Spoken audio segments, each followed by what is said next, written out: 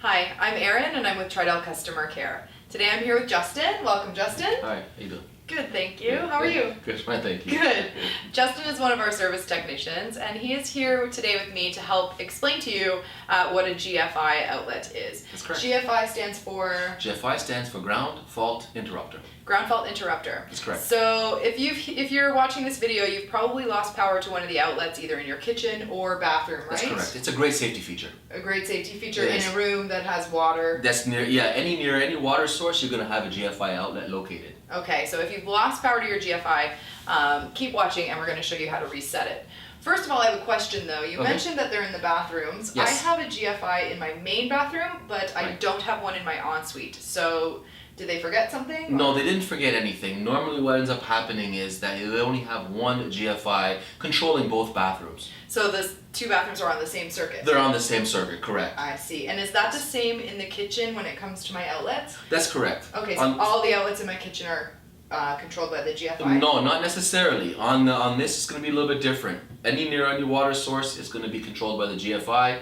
On the opposite side, it's going to be on its own separate breaker. Okay, so over near the stove, microwave, that wouldn't have a GFI switch. That's correct.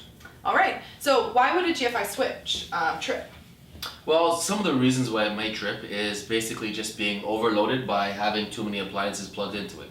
Oh, okay. Mm-hmm. And also, if there's any water comes into contact, say that you drop a flat iron, a curling iron, whatever it may be, into the bathroom sink, it shuts off automatically before you go grab it and you get shocked.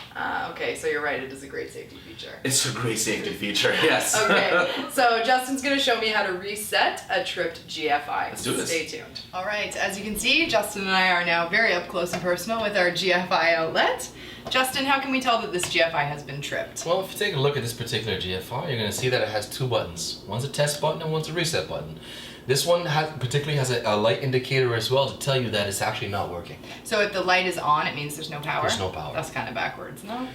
It's just the way they're designed. All right. So if yours doesn't have a light, and not all of them do, they don't. The surefire way to know that it's tripped is if the middle button, right? That's correct. The middle button is popped out. That's right. That's correct. correct. So in this case, it's popped out and there's a light on. That's correct. So we're going to go ahead and reset it. How do we do that? Well, fairly simple. We just come over here to the reset button and push it in. That's it?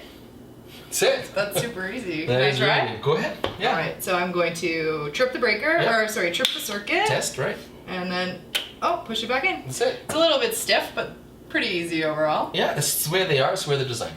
Okay, so don't forget, if you had a tripped GFI in your bathrooms, you'll want to reset it in your bathroom.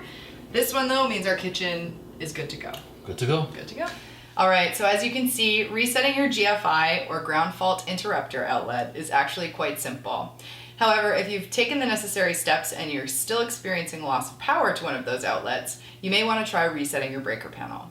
If that doesn't work, call Dell Property Management, as there's probably a larger problem within your suite or within the building. If you have any questions about anything you saw on video today or about any of your outlets, please don't hesitate to contact your Dell Property Manager. They're there to help.